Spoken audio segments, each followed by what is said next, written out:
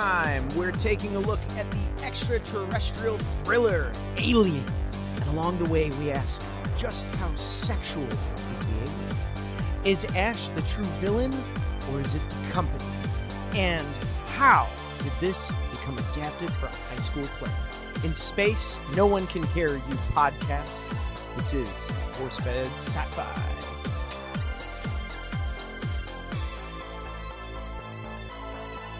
All right, guys, welcome back to another awesome episode of Force-Fed Sci-Fi. I'm one of your hosts, Sean Michael Culp, and along with me is my friend and co-host. I am Chris Rupp, and I gotta say, we are so excited to be back together. Sean and I are recording for the first time in person in over a year and a half, and joining us today as well is our friend and producer, Jeremy Keski, is back in person recording with us. Hello, Jeremy. Hey, what's going on? Yes! It has been too long, my friend. It has been a long time. I'm glad to be back. God. This seemed like a very appropriate episode to get the gang back together because we're talking about Ridley Scott's sci-fi horror masterpiece, Alien. Mm-hmm. And when this came up, after talking about Battlefield Earth, this was the appropriate tonic. It really was. I think I hadn't really seen it. I've never seen this film until now. I've always heard about it. I know you've talked about it before as being one of the best sci-fi films. So it just worked. And then we decided to do a suite on it, too. And it just worked out. Jeremy wanted to come in, and God, it's been since, I think, March of 2020. It's been a long time. So this is kind of fresh. Nice to be back in person. Nice to be back in person. A lot has changed for all of us here sitting at the table, both in our personal and professional lives. But I think a lot of changed for the better. But we're excited to be back. Definitely. All right. Let's get into this. Chris, synopsis, man. Let's go. All right. So during their return trip to Earth, the crew of the Nostromo respond to a distress call, an encounter of nests of eggs, which one latches on to one of the crew members. When a highly advanced and deadly alien emerges, it begins to stalk the crew as they fight for survival. It's always so epic, the way you... I try to put on the trailer guy affectation when I do these synopses. Yeah, like how they used to. They would voice over on during the trailers, but they don't do that anymore. In a world. That's right. They don't. No, I think, that guy passed away, I think, in the early 2000s. So they don't do voiceovers anymore. Oh, I guess, yeah. He had cornered the market on trailer voiceovers. He was the lone guy. All the studios were like, that guy died. We don't know who else can do it. In a world. Well, in this movie, it is, who's the director? We got Ridley Scott, the man, the myth, and the legend, who now's kind of been infamous for starting this off. Now he is the man, the myth, the legend. Before this, he was just some English actor who had only directed one movie before this.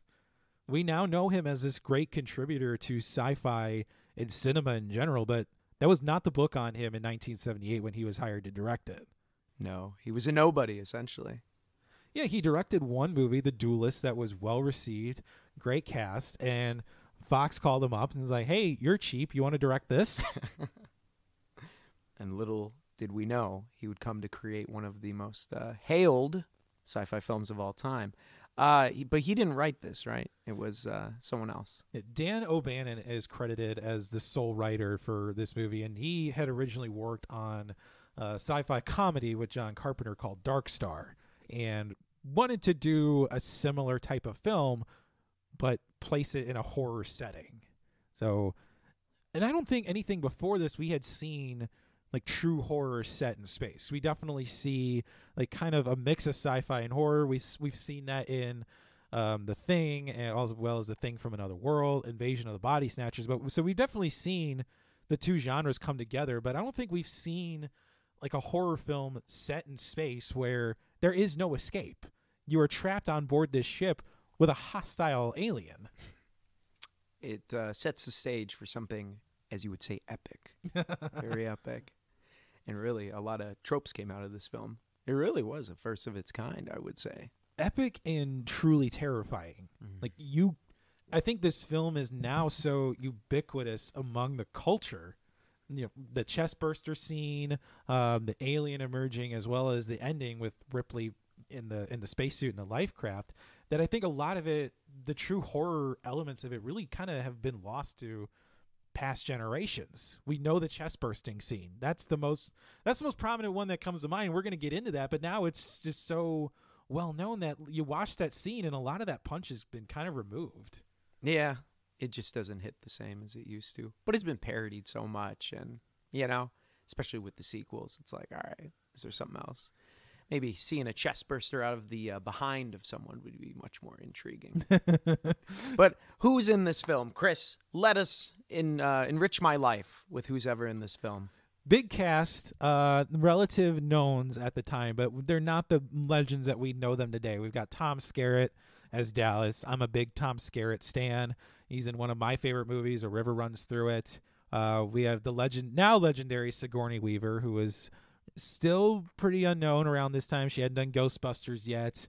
Veronica Cartwright, whose one job is to just play scared the entire time.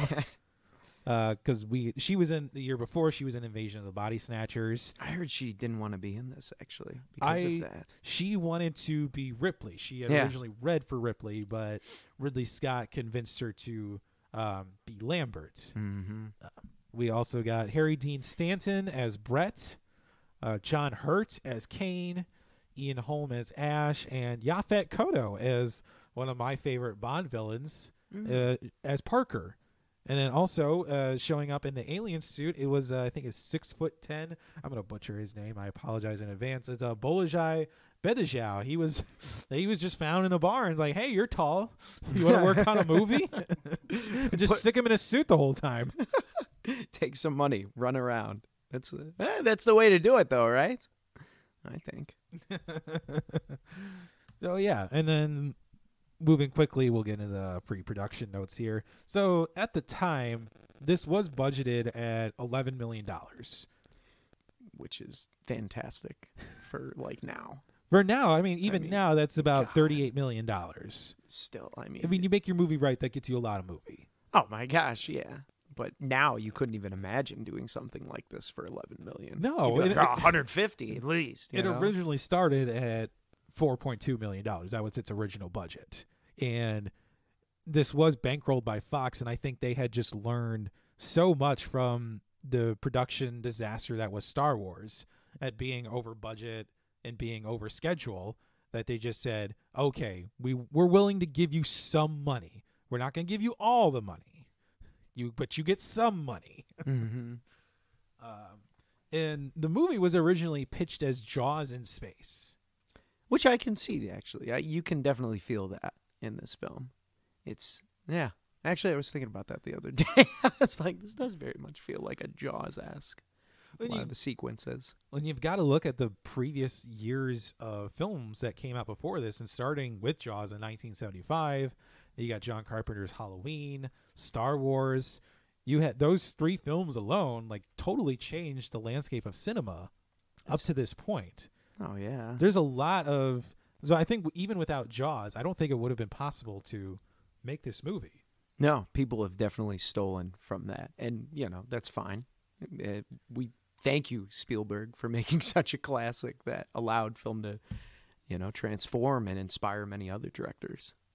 That's why I think the 70s for filmmaking is such like a revered, at least to me personally, time for cinema, because there's just so much creativity that if you look at film history, movies nowadays wouldn't have been anywhere close if we didn't have the 70s, without a doubt. So it's pretty fantastic. If anyone wants to check out good movies, check out the 70s, man. It is hokey with some stuff, but hey, it's really, that's the bread and butter.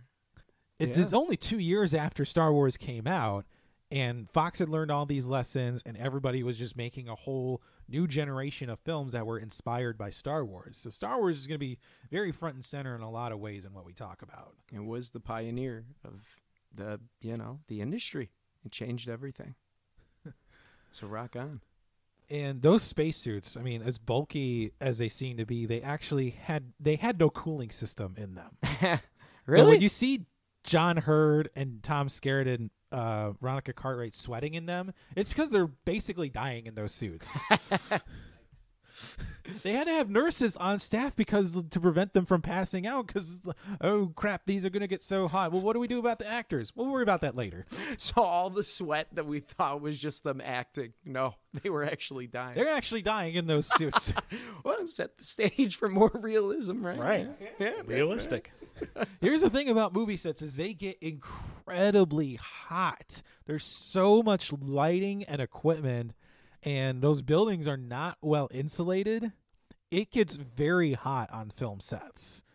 And if you're wearing a big bulky suit, you need something to cool you down. Like, it's the reason why now mascot suits have like a little fan in them, because like mascots kept dying in the 60s and 60s, 70s, and 80s. When they passed out on the line, they weren't taking a break. No, it's like they were literally dead. It's like, oh, look, a double just bounced off the Philly Fanatics head. And you think about that with this film, like how tight all the corridors were, and then with the flamethrowers. I mean, these guys had to have all been just toasting the entire filming production. I don't think there's any point in this movie where somebody isn't sweating. Right? It's like, it makes sense why they were dumping water, like in some of the scenes on the Alien. You know, it's dripping down. Well, even that scene with Ripley and Ash in the mother room, she looks like she's just worked out for the last hour. Just dripping in sweat. Who would have thought? It wasn't a character choice. No, it wasn't a character choice. It was just Ridley Scott putting the actors through sheer torture. That's cool. I never knew that. The more you know. All right. So let's get into the actual movie. And I think it's appropriate to lead off any discussion of this movie. We have to talk about the creature design in the different phases that this alien goes through. Because it starts off as the egg, and then the face hugger emerges and latches itself onto Kane. And then we have the chest burster. And then apparently its evolution, its growth cycle is very short because It's quick. I don't know, this movie doesn't do a great job of really kind of displaying the passage of time. Because it almost seemed like 20 minutes later, it's a full-grown killing machine. Yeah. Yeah, I did kind of feel that once they start looking around for the cat. It's like, oh, wow, that grew pretty quick. Yeah, it changes color too. Like I don't know if that's like an adaptive feature depending on the environment. Because this seems like a very evolutionary type of creature. Like it does have the acid for blood, but I feel like it changes and grows based on the environment it's initially born into. Yeah, and like the shape of it, as we found in later movies, it definitely takes on the characteristics of the host that the face hugger essentially breeds with. You know, because I don't know if you ever saw Alien vs. Predator. But when I did. it pops out at the end as like the little predator, like do. So that's kind of unique. Because initially I thought when I saw the alien, I'm like, it's just a guy in a costume, you know, walking around. Because they didn't, you know, maybe they didn't have the money for the animatronics or anything. Or stop motion, but he took that and ran with it. So the lore is big with this creature, very much so. Yeah, and it's also not something that's really explored until the prequel movies start coming out, but that's neither here nor there today. But what did you think? Did you think because I saw the creature, I was like, oh, Godzilla, you know, guy in a costume. Did that take away anything from you? I mean, it's a little hokey at times, especially like that scene where Dallas is in the ventilation and then the light shows on the aliens and it like does this whole like give me a hug gesture towards him. Yes. I mean, it's a little off-putting. It's still very scary, don't get me wrong, but like the gesture I think is all wrong. I laughed. I was like, surprise! You know, that's Hi, Dallas, give me a hug. I know. My little mouth just wants to, rip your head open. Whee! That was. I think they do a good job though of making the alien look scary enough. I think, and then it seems like it's always dripping too. It's like, and that kind of gives you like a creepy vibe as well. Yes, the scene where he kills the first guy. I butchered the name. Brett. When he looks up and you get the nice close up of the alien with like the water and the slime coming out of its mouth. That is timeless to me. That scene. That's just like one of those like Jurassic Park Jaws where even now it looks incredible. It's terrifying. And even how well it's able to hide in all the nooks and crannies of this ship. Like that scene in particular where it descends on Brett and gets him, and then it's able to hide in the lifeboat and surprise Ripley. This is a big ship. It's able to hide in so many places. It's it'd be like Jaws, except you were in a lifeboat and the shark's in a swimming pool. Yeah, the ship it's the perfect tale for terror because all the winding hallways. I mean, that's got to be absolutely terrifying to be in space with something that size that could kill you. I think it's just for me watching this movie, it was kind of hard to figure out how this ship is exactly laid out. Yes, that's what I don't know if you guys felt like that too, because I'm like, where? Because the size of the ship is massive, and then the pods, everything. It was like, well, you see certain rooms. I mean, you definitely see the bridge, the control room. You see where they all eat, where they were in stasis. And then you see some hallways, but you don't. It's really hard to figure out exactly how this ship is laid out, and it's just very.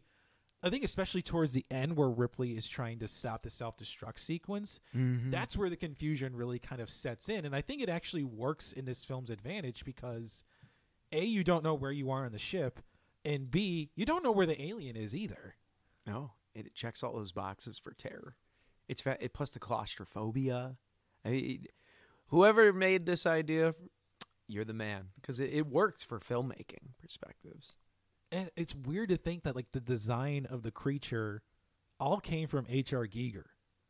Like he had all these designs in his head about how the alien would emerge from the egg, the face hugger, the chest burster, and then the final form. Like, dude, like you've got a twisted mind going on here. It is a little bit sexual, right? Because I know that's kind of well, I didn't think it was. I guess maybe my monkey brain didn't really focus in on it too much. I just thought it was alien.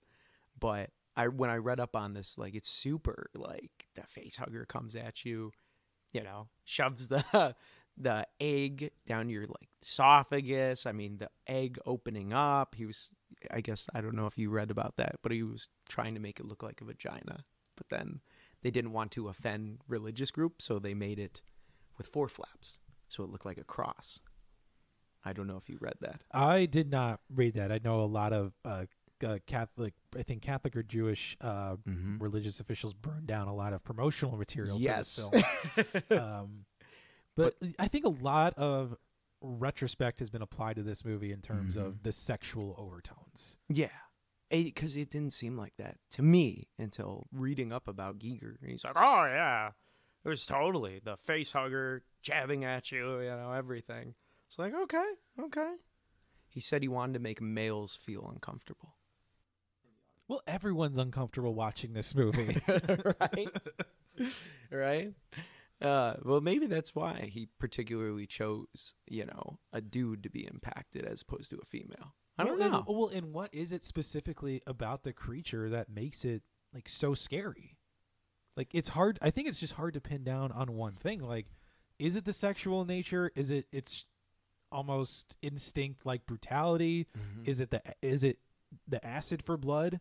Like, what is it about the alien that's made it such this timeless monster, for lack of a better word?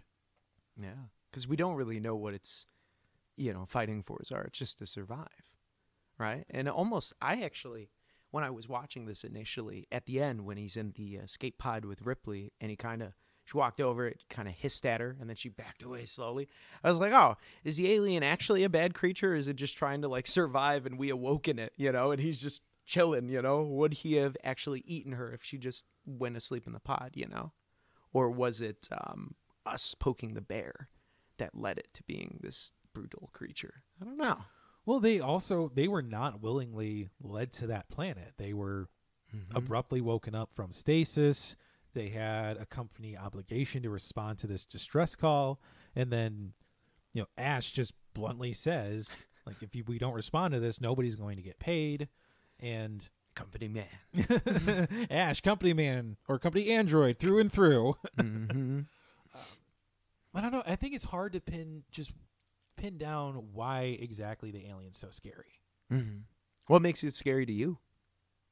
I would have to say its ability to hide. To strike from the unknown. And we see it so many times in this movie where it gets Dallas in the vents, it sneaks up on Parker and Lambert, it takes Brett away, and then it's able to hide on the craft. And Ash sums it up. I think, like, I admire its purity. Mm. You know, it is, in a lot of ways, it is a perfect killing machine. Yeah. You can't kill it without risking destruction to the craft and the crew, because then you risk the acid bleeding through the hull and then sucking everybody out into the cold vacuum of space. Yeah. So now what do you do with it? You have to either blast it out of the airlock or you've got to incinerate it. Mm-hmm. They really set it up to being this incredible killing machine. Yeah. I think that's just incredible writing, man. These guys, they designed it flawless. I think my answer to you're saying what one thing makes it scary. I mean, in my head, I'm simply saying all of the above. No, and that's so true. Like, I think it's a creature that checks off a lot of boxes for people.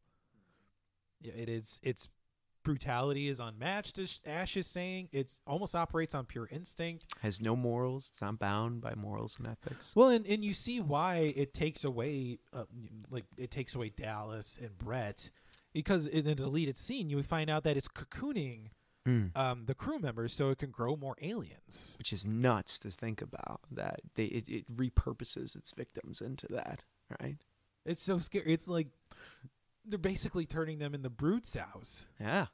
It's really just, it's that creature, man, all around.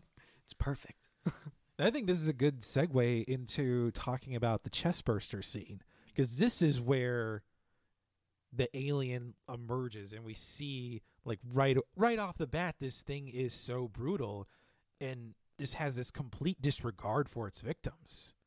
And you see Kane in so much pain, and nobody knows what's happening. Because wasn't that scene filmed without them knowing? Because they wanted authentic reactions. The cast didn't know about the squibs that were on John Hurt's body. So when you see the blood splash on Veronica Cartwright's face, that's her actual, true, authentic reaction. That's brilliant. And, of course, she passed out after the blood got on her face. Well, yeah.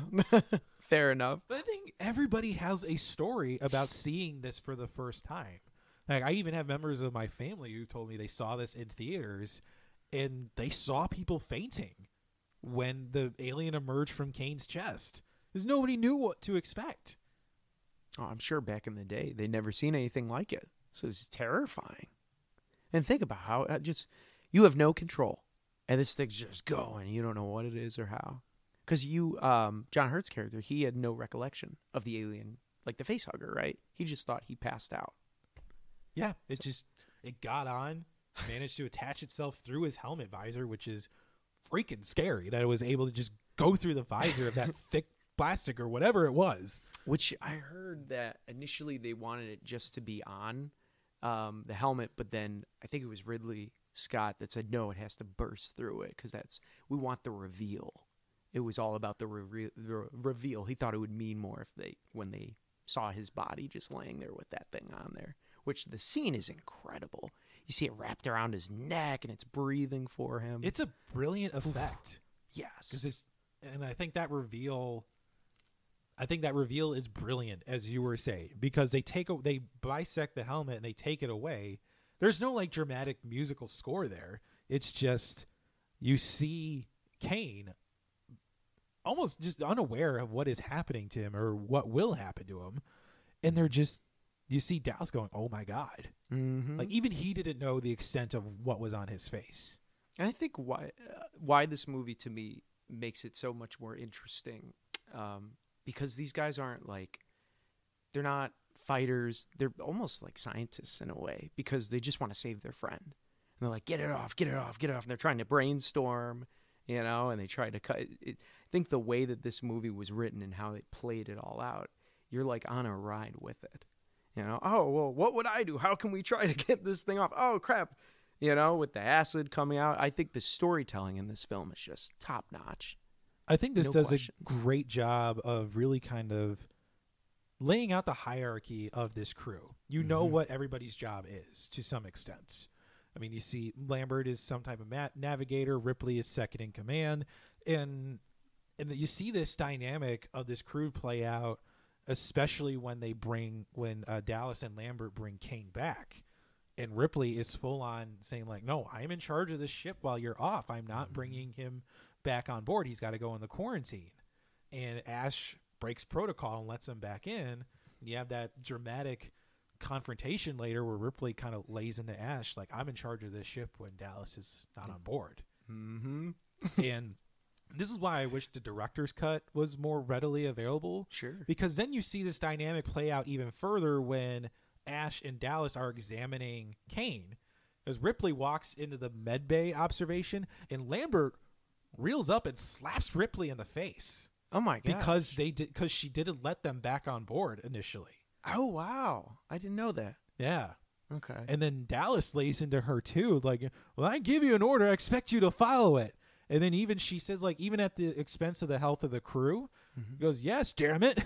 So you see, like, this is not a group that really likes each other, I don't think. And I think the magic of editing kind of takes that away a bit. That I think this is still an amazing movie, but I think it would have been much more amplified if the tensions among the crew were really kind of dived into a bit more. But they do set the precedent, like the storytelling, like, you know, the hierarchy, you know, all the rules. So there are no questions when watching this film. Everything is set. So that I did enjoy that part where it's like, oh, this person's in charge. But I do think with Ash opening the door, it's curious because it makes you, I think that built into his scene, because you're not sure if he's the villain or not. You're like, all right, is this guy just weird? Does he actually care about these people, or is he this company man, which the reveal ends up coming later on. I think when you watch this movie a second time, knowing that Ash is an android, it makes clearer his entire line of decision making. Even his lines of dialogue make much more sense when you go into the fact knowing that Ash is an android. Yeah, very much so, which is a great reveal. It's a great reveal. And then this was something we were talking about leading up to the recording of this. Like, is Ash the villain, or is he just a victim of his programming? Yeah. Which I side with. I think it's a programming thing. I think the corporation is the actual the villain in this. It's not even the alien, because the alien wouldn't have been on the ship if they would have never responded to the signal. But that goes to the question then, did the corporation know of the planet and all that, or was it just all a coincidence? I think it was a coincidence, responding to the distress signal, then everything after that, like, you can pin on the company. Yeah. They saw the money, the dollar signs, and we're like, all right. And they were compelled to land on that planet. Yeah, so do you think the corporation programmed Ash to say, like, hey, here's an opportunity, this is something new, and his programming just says, okay, let's bring it on the ship and maybe we can make some money off of it? Or Now, I think that's something that's kind of more explored in the second film, but I think here in this instance, Ash was just strictly like company directives, not so much the bottom line in mind with him, but just like, hey, this is what the company has told me to do. I'm going to follow it to the letter. And if I have to shove a porno mag down the throat of one of my crew members to make sure that that's done, I'm going to do it. Yeah. That was the great reveal too. I love the mother, how they communicated to the ship as like mother, and they were able to ask the questions. Because doesn't Dallas, when he's going to flesh out the alien in the exhaust system, does he ask mother, like, what's his chances of survival? And she's like, cannot compute. Yeah, she cannot compute. Like, and mother is almost like this weird misnomer for the computer, because it doesn't offer any sort of real advice. No. And think about how crazy that would be. You're basically sent on a mission where you could die, and you're just trying to figure out your likelihood of survival. And it's like, oh, shoot, I may die. Well, and when Ripley asks about, what is this directive, and then it says crew expendable, it's like, oh my gosh. And then once the computer says crew expendable, the book is out into space at this point. Like, at this point, it's just like, we don't care what we have to do. We're going to survive, and this thing is going to die. And Ash hid it from all of them. Yeah, freaking Ash. All right. His character is very.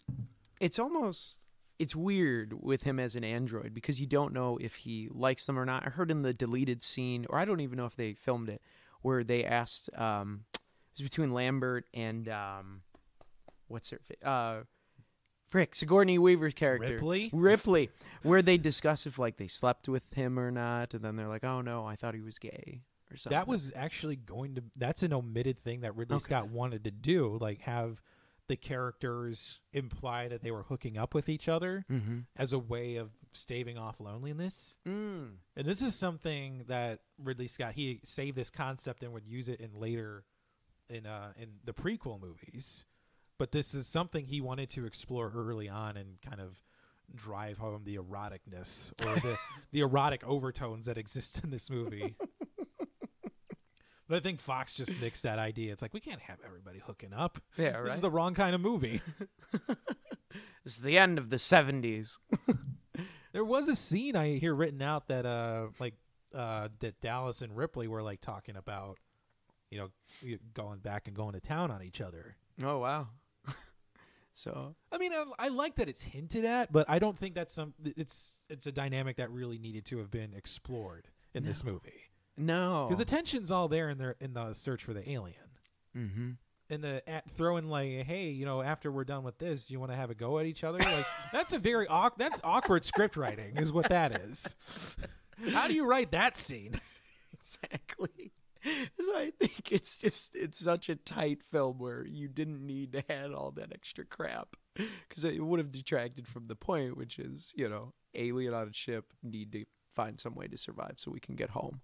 And that's it. It's a very basic plot. Yeah, if I was in their position, I would be focusing on trying to hunt the alien down and not my other needs. But going back to the chest burster, did you think it was scary? I think the first time I watched it, yes, it is genuinely scary. It is terrifying to watch. Yeah. Because Kane's in so much pain. He's writhing around. You think he's having a seizure or some type of choking, allergic reaction, whatever. And then this phallic type of alien creature bursts from his chest. With chrome teeth. Yeah, it scares the piss out of everybody. And even because my girlfriend, she had not watched this until within the last year. Oh, wow. And so she was just basically leaving nail marks in my arm as she's watching this scene because she had never seen this movie. And then, so I think for people, once you see it for the first time, and then it kind of just loses its effect afterwards. Yeah. It's almost like seeing the opening attack in Jaws for the first time. You see it. Yes, is it still scary? Sort of. Mm-hmm. But it gets lost upon subsequent viewings.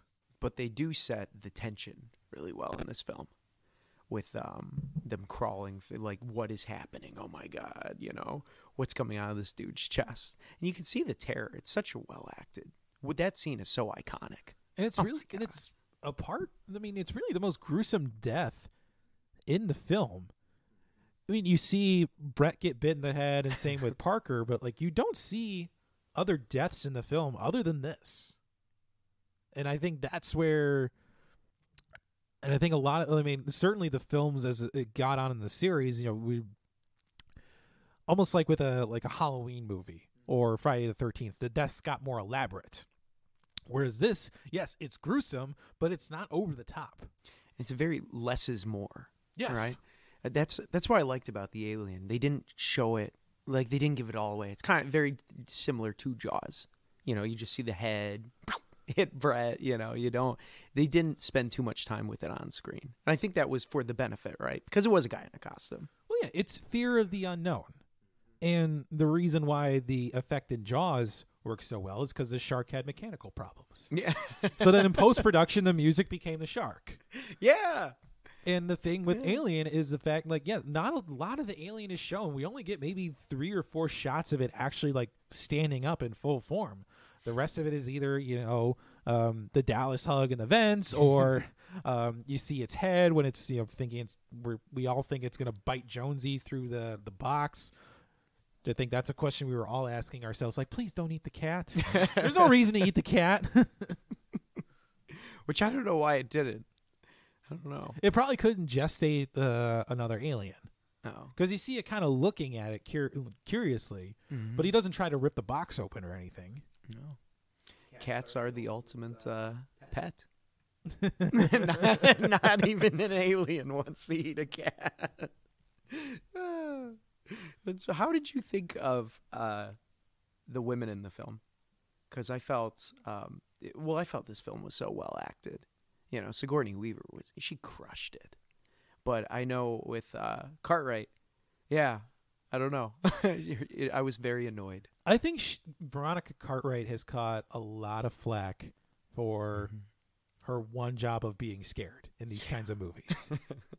And I don't think it does her justice in terms of her ability as an actor. Because we saw her in The Invasion of the Body Snatchers, and she was great in that.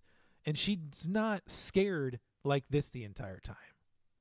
And I know Ridley Scott has said in the past that, she's representative of the audience's fears.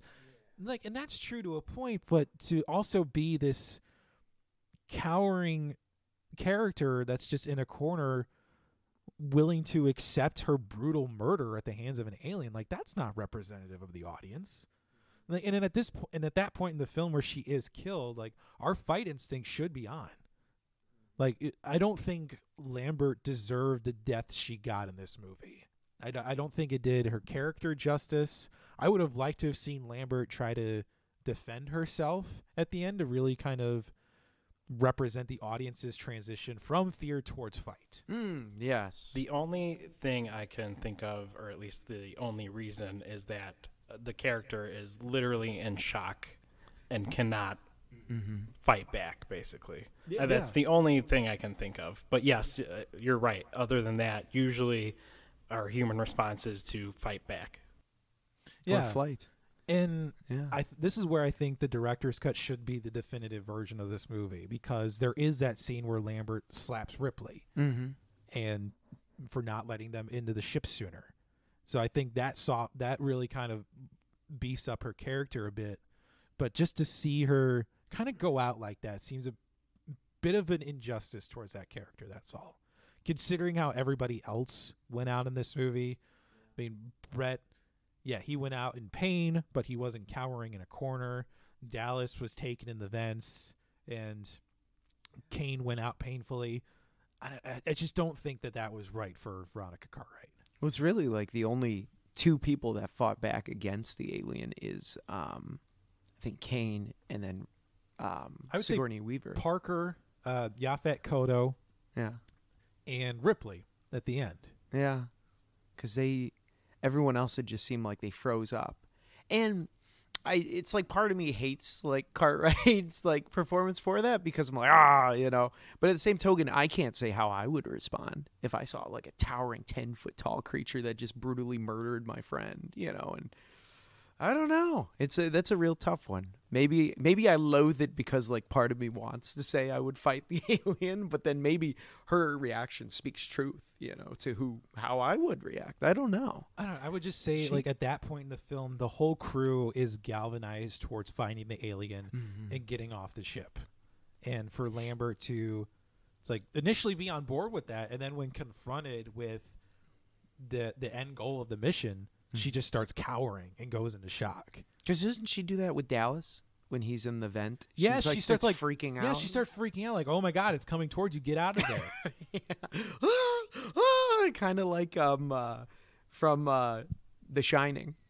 What's her face? Shelley Duvall. Shelley Duvall. She reminded me of Shelley Duvall in this film so much. I don't know. Maybe Veronica Cartwright should have been in The Shining. Right. Although I just watched that recently, and I gotta say, Shelley Duvall had to put up with a lot of crap in that movie. And for people, if anybody wants to detract from her performance and say you're not watching closely enough, because Shelley Duvall is amazing in The Shining. She is. Those people that hate it just aren't compassionate individuals. But it is safe to say, though, that Ripley and the cat are the two. They bested the alien. They did, and I think even Ripley kind of goes through a bit of a transformation in this movie, because after Dallas is taken, it's now on her. Everything is on her. She was able to defer to Dallas for the first and part of the second act. Once Dallas is gone, it's all on her. and she has that brief breakdown after coming out of the mother room with Ash, and rightfully so. Like, your employer just said, like, you can die because we want this alien. Like, I'm sure I would react the same way if my employer just said, like, hey, you're expendable. Like, that sucks. Because this isn't mentioned in this movie, but Ripley, I mean, she wants to get back home. She's got a family. They all want to get paid. I mean, Brett and Parker want to get paid because it's all they talk about. But she really does want to get back home. And to see this pain and anguish on her face of confronting the possibility that might not happen because her employer deems her not essential is heartbreaking. And then even more so that a company android tries to, rape her with a magazine. Yeah. Which just pushes home, the nature of the film, one of the themes they were trying to push down. The irony of a porn mag coming through her throat.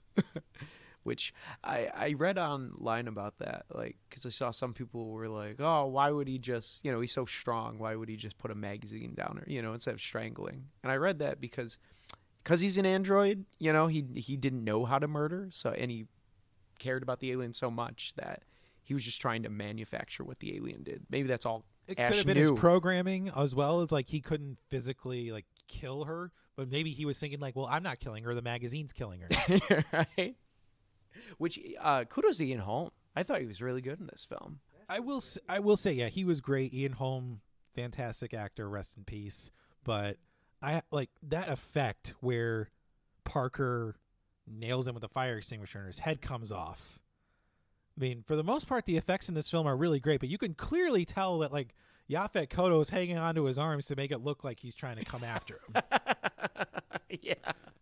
That was the one part in the movie where I'm like, I'm totally taken out by this. Or like after they hit the head, after, they're done talking with him, they're like, screw you, Ash, we're leaving, and it goes back to the mannequin face. Yeah. That was kind of 70s, It's 70s, yeah. I mean, it's great effects for the most part. I don't have any issue with it other than, seeing, the android, like, doing karate chops and poor Yaphet Kotto having to act this thing. Yeah. I love the organs inside it, with, like, the milky blood. And then they have, like, the marbles on the string. Whoever made that design, top notch. Because how would you design an android, right?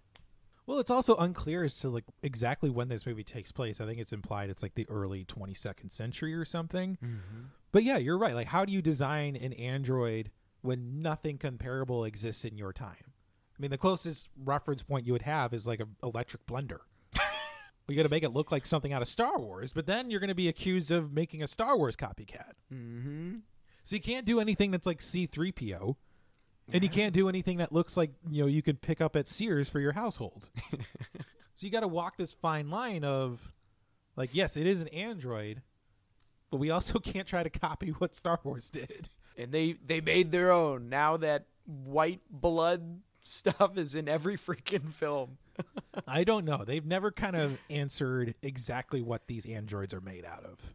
And I don't think they have to. No. It's not important. I mean, and this movie's created a bunch of other mysteries because, like, now we have the benefit of having, 5, 6 other movies that have come out after this to answer some of these questions. But before this, like, we didn't know the company is unnamed. Yeah. We don't know it's the Weyland-Yutani Corporation until Aliens. They don't know where Ash came from. And even they asked, like, have you served with Ash before? Have you been on a flight with him? Nobody knows where he came from. Because he was a last-minute addition, I believe, right? It was like 2 days before they took off. Yeah. He jumped on, yeah. And that just might be like a company thing where they surreptitiously place an android among the crew, maybe for, like, monitoring purposes. I read that, yeah. To make sure everything goes according to, plan. Yeah. I mean, we don't know the planet they landed on. That's not really mentioned. We don't know what laid all the eggs either. Because when Kane goes down into the spacecraft, there's hundreds of eggs there. Yeah. Maybe when we find out in the subsequent movies, like, how the eggs get laid, but, like, where did they all come from? Which I do have to say, the scene where they find the exoskeleton, really well done. Because I saw that, in Prometheus. But I didn't know it was in this movie. Like that was stemmed all like that whole scene. And it was really well done. I was like, this looks great for 79. You know, with the exoskeletons and everything. Kudos to them. Well, I actually read that they built a scaled down version of that set, and in order to actually give a sense of grandiose to it, Ridley Scott had his 2 sons dress up in the spacesuits, and he's got his cinematographer's little boy. They dressed him up in spacesuits and just filmed them walking around on sets because they were like, you know, they were little kids at the time. It's like, all right, children, just walk around. We'll film you. It's okay. That's cute. Aw. Yeah, bring a kid to work day. Yeah. Wouldn't that be traumatizing to them a little bit? They're not seeing, Kane with an open, hole in his chest. They're just seeing like a derelict spacecraft. I don't know. Jeremy's just looking like, I'm not putting my kid on that set. Yeah, I'd probably pass. Cameron can wait till he's older.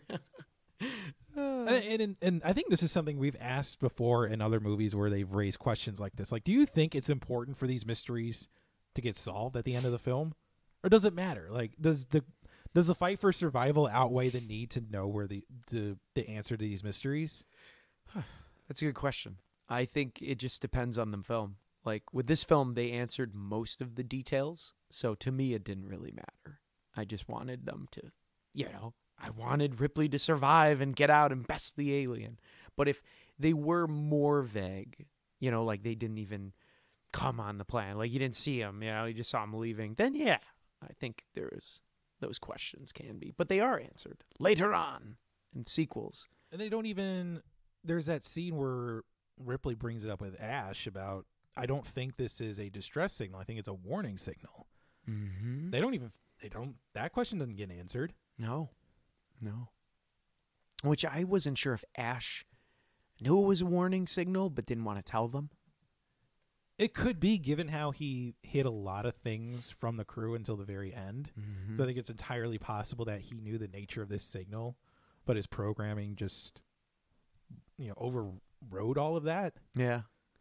Following the company's protocols. But it's also one of those things where if you watch the movie, keeping in mind that Ash is an android, his motivations become very clear. Oh, yeah. Like you see it, because I saw it twice.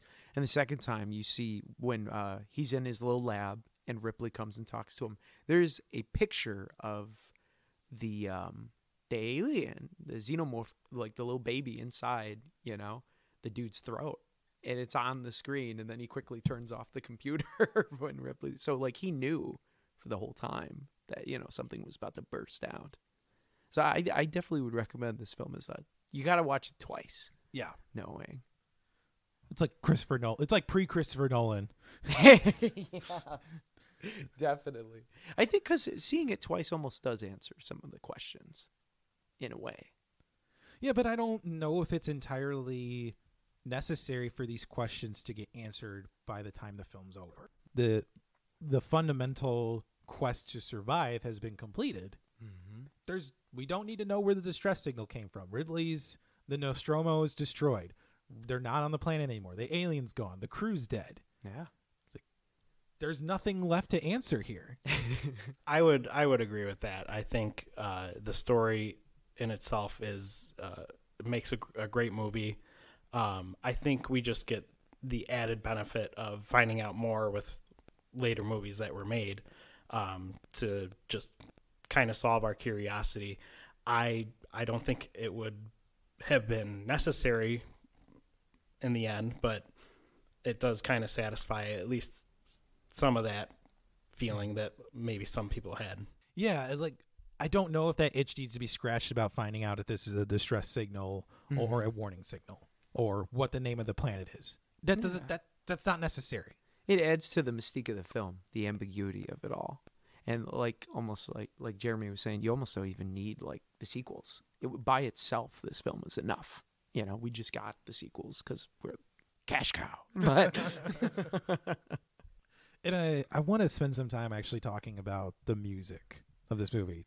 I think Jerry Goldsmith just created this atmosphere almost right from the get-go with that title sequence that this movie is not going to be your typical space adventure. It's creepy. It's weird. You're not going to hear Zazel Sprach Zarathustra like you heard in 2001: A Space Odyssey.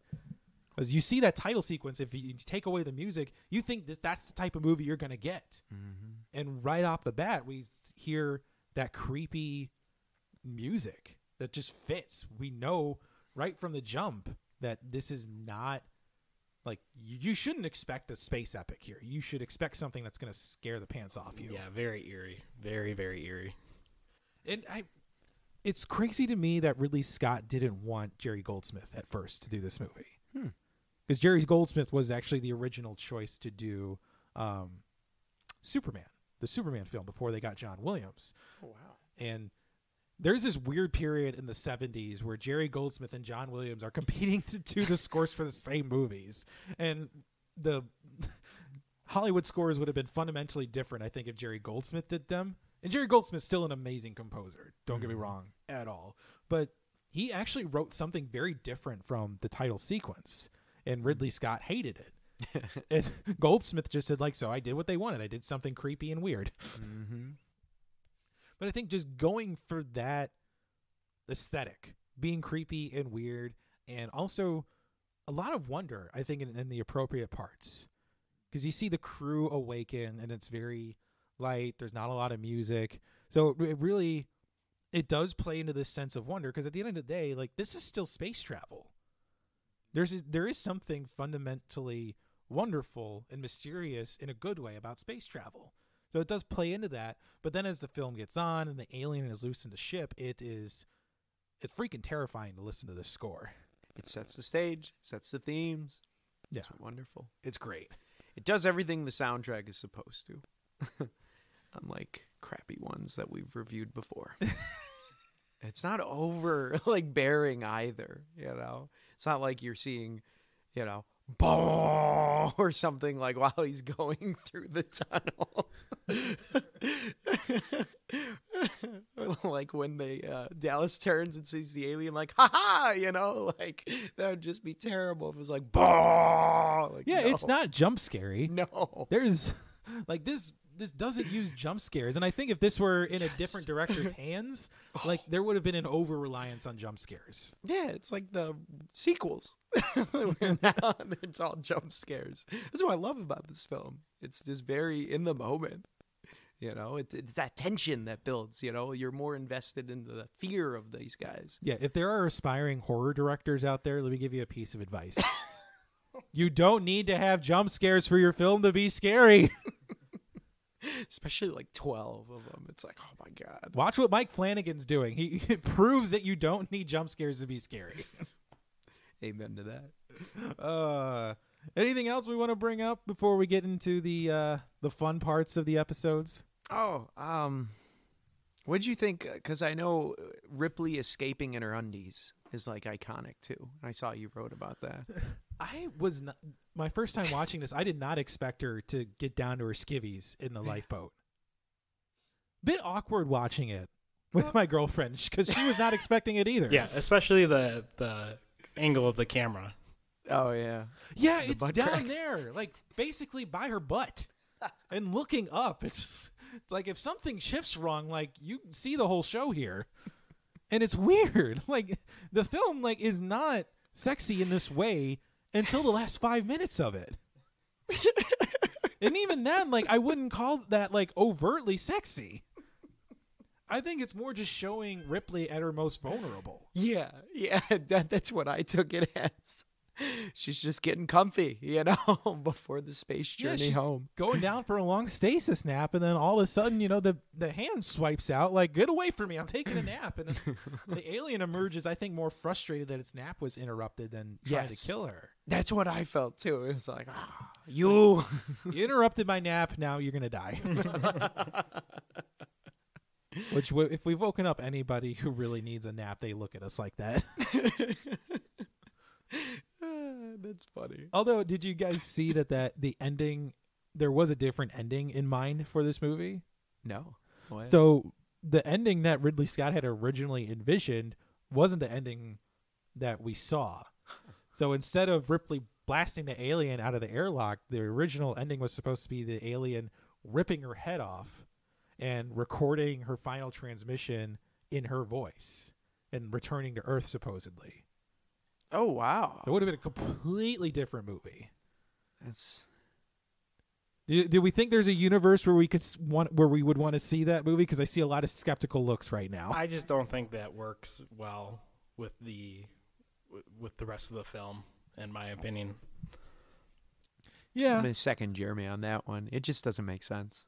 I think I wouldn't mind maybe seeing an alternate ending if they did shot it, but I don't know. Like, yeah, I don't need to see that as like it's part of the director's cut. If there's, if Ridley Scott wants to re-edit this movie again. At least not in that manner. If you want to go the route of killing Ripley and the alien returning to Earth, then yeah, I could see that. But ripping the head off and recording it in her voice, I don't know, that part just seems confusing to me. Because I get it, like with the evolution thing, because it's always evolving. But yeah, it doesn't make sense. That's too much. Yeah, we didn't need that. I mean, the ending we got was perfect, I think, to sum up the film. I mean, Yeah. very deadpan delivers her last transition. The last survivor of the Nostromo signing off. And then goes to sleep with a cat on her chest. The best way to go out. You see the alien blown away from by the thrusters, So it was cool. Although when it lashed itself onto the ship again, I thought for sure, like, oh God, no! turn on the thrusters, quick, kill it, incinerate it. Which I kind of laughed at that scene. What? Well, when she's getting into the spacesuit and starts singing, "You are my lucky star," like you don't know what she's thinking, what she's gonna do, and then she screams and harpoons it right in the chest. I thought that was fantastic. Great way to go out. Great ending. Yeah. Don't change a thing about the ending. Please don't. Don't pull a George Lucas. No, this movie doesn't need to be re-updated or re-edited. Just don't. Leave it alone. That's funny. I actually saw a YouTube video about Reservoir Dogs. It's like Reservoir Dogs, edited by George Lucas. And it shows the ending scene where they're about to shoot each other. And right before they shoot each other, there's a big alien that walks across the screen, blocking the shot. I believe it. Like, yes. Oh, George. Oh, my God. But back to this. Oh, yeah. Speaking of something like George, that would be a lens flare. Do you have any lens flares? Let's get into our lens flares. We'll get into the fun part of the episodes. All right. Who wants to lead off with lens flare? Sean, did you have a lens flare for Alien? Oh, God. I actually don't. To me, this is damn near a perfect film. So I'm good. Okay. Yeah. I can co-sign on that. What about you, Jeremy? The one I thought of is why the heck are there steam or gases spraying everywhere throughout the whole time of the movie? I mean, I get maybe you need to hide the alien, but I just felt like it was a little too much. The thought had popped into my mind at some random point during the movie, and that's really only my lens flare. But yeah, I just thought it was a little too much, because I mean, wouldn't you think the human race is advanced enough to be building a spaceship, and you have these pipes leaking gas and steam, and it just doesn't seem very efficient to me. Like that's not a advanced human race that I would think of. But anyways, maybe this is an alternate future where Elon Musk does successfully create spacecraft, but this is like the first generation of that they're still trying to keep together. Well, you're not. Hey, wrong. I'm gonna throw some shade at Elon Musk wherever I can. Thinks just because he designs good cars, he can design good spaceships. That's not how that works. You didn't see Henry Ford trying to build a Saturn V rocket, did you? If only he knew. If I had a lens flare, I would have to say that that blue light that Kane experiments with over the eggs. Like it's a cool effect. Mm-hmm. I don't think it does anything in that moment.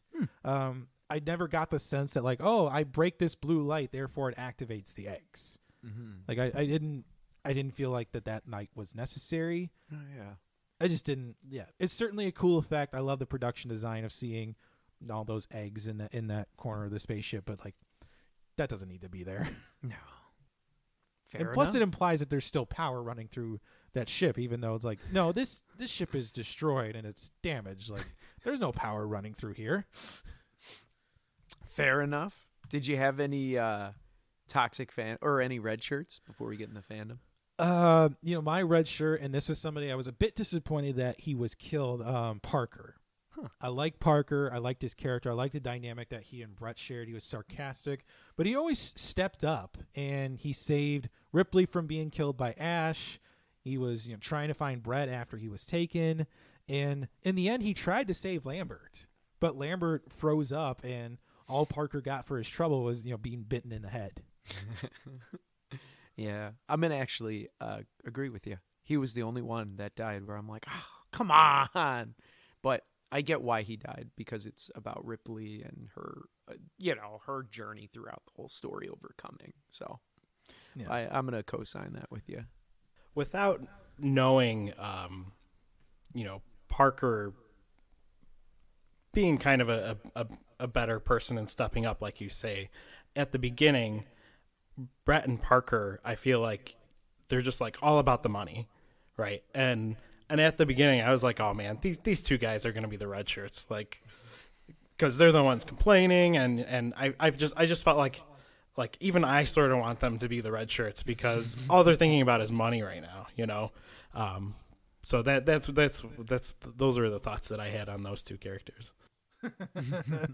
Like I said, they got a great dynamic, but yeah, like you said, the first introduction we get to their characters is they want to talk about their bonuses. And I think they brought it up a couple of times though too, right? Yeah. Mm-hmm. There's at least 2 or 3 subsequent other conversations or lines of dialogue they have, like, so what's this going to do for our bonus? Like, how about you worry about that later, man? We got a murderous alien on board.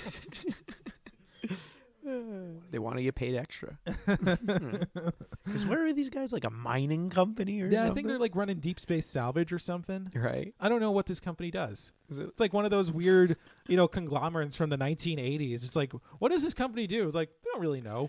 Well, again, another question. We specialize in telecommunications. Like, what does that mean? Do you sell telephones? Like, what's going on here? Do you sell internet before we know to call it the internet? Speaking of extra stuff, are you guys ready for the latest entry in This Week in Toxic Fandom? Yeah, sure. Okay, so during the landing sequence, Kane issues the instruction, roll 92 degrees port yaw. Roll and yaw are 2 separate axes. The correct instruction, and what the ship actually does, that's in parentheses, by the way, is roll 90 degrees port. So no one got direction nerds take it to IMDb. It's like, this is wrong. That's so stupid. Like, this took you out of the movie so bad you had to let IMDb know that it bothered you. Someone got triggered. Unless you're a direction nerd, you don't care which way the ship is going in this movie. Right. And to go on IMDb. And by the way, space is infinite in all directions. It doesn't matter which way you freaking go. You can go backwards. You won't know you're going backwards, but you're going backwards. That's great. Oh, I love it. Thank you, Chris. You're welcome. That just blows my mind. So with all that in mind, let's get into the overwhelming legacy that is Alien. We're going to refrain from talking about this in the context of the overall franchise, because the legacy of this movie alone is staggering. And massive box office success when it came out. It grossed $106.3 million in 1979. So adjusted for inflation, that equals about $325 million in today's money. So very big success for the budget that it received at the time. And it's weird to think that this movie didn't get a formal premiere of sorts. A lot of props and models and sets were set up at actually Grauman's Theater in Hollywood. And it got a full release in the United States in 1979. And it even didn't get a full release in Britain until January of the next year. Oh, wow. So really delayed release for as great and big a movie as this is. A little surprised at that. I wonder if people were skeptical, and that's why it was kind of like a slow go at releasing it, but then people found out, hey, this is actually a really good movie. I think space movie fatigue set in pretty hard at this point, because as soon as Star Wars came out, studios were cranking out space movies left and right. And we've even talked about that phenomenon in our previous episode on Moonraker. You know, they saw Star Wars, and Moonraker got moved up a full 4 years in production. It's like, oh yeah, people want to see space movies now. I want to see James Bond in space. And what actually pissed me off in researching like what happened post-release, Fox actually tried claiming that this movie didn't make money. They used what's known as Hollywood accounting, where they tried to say, like, we spent so much money on promotion and marketing this movie that it didn't make money. But this was an effort to try to avoid paying Brandywine Productions for their role in creating the film. And this discrepancy eventually led to a lawsuit that was settled out of court. Fox agreed to then finance Alien 2, which would become Aliens, but they were absolved of any sort of like role in distributing the film.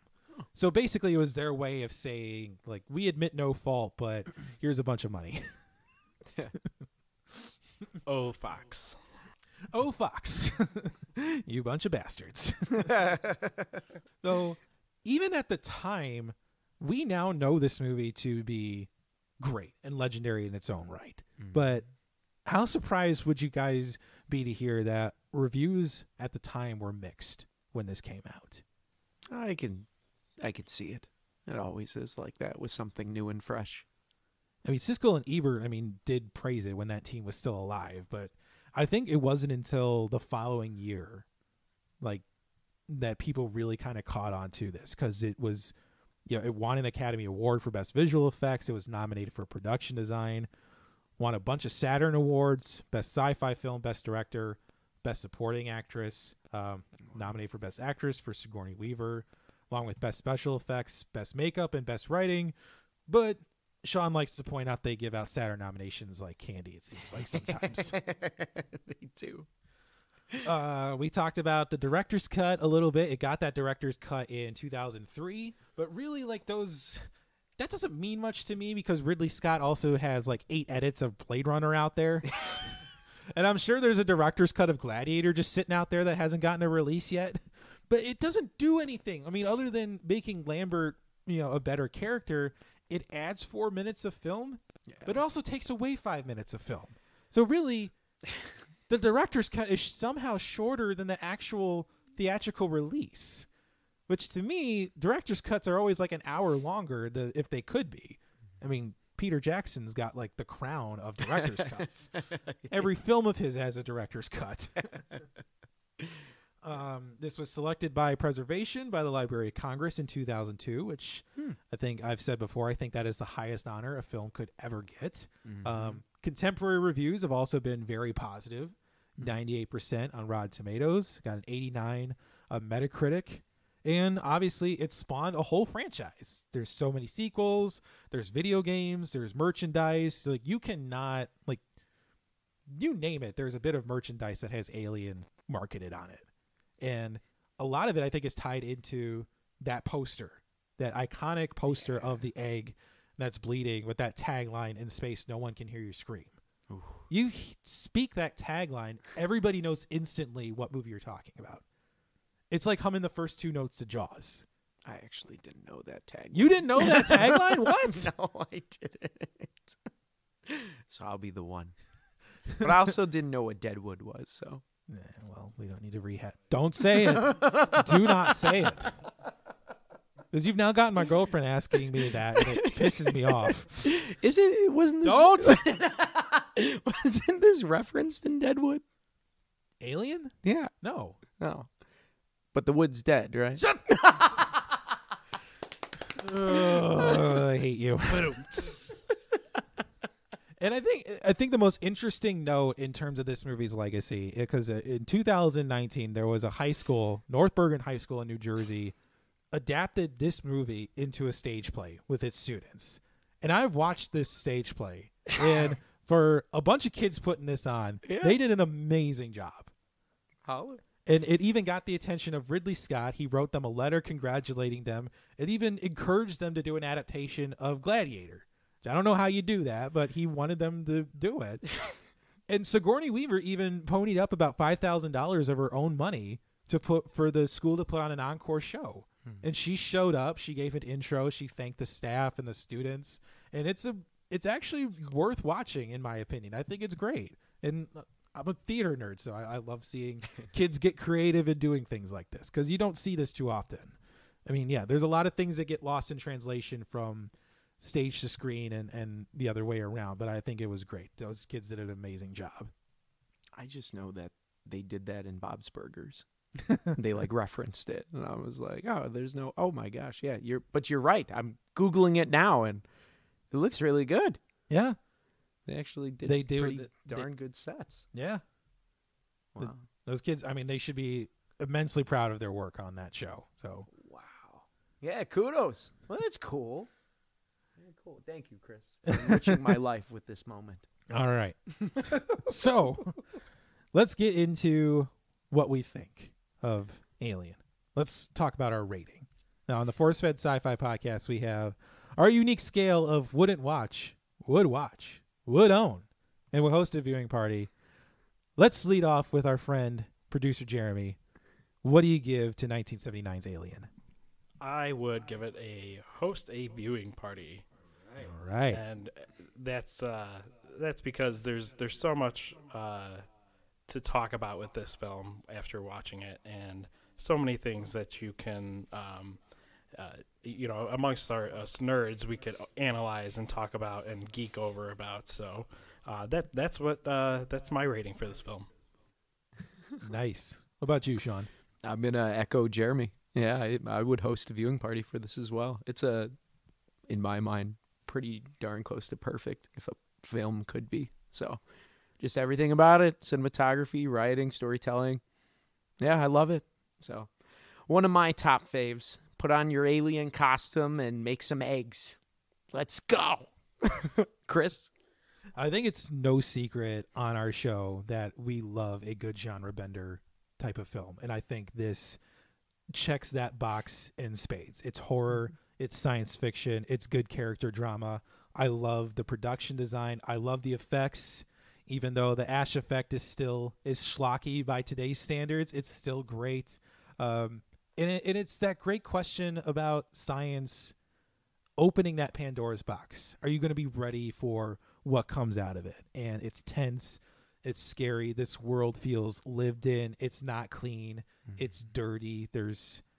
And the cast is great. And it's eternally creepy, as I like to say.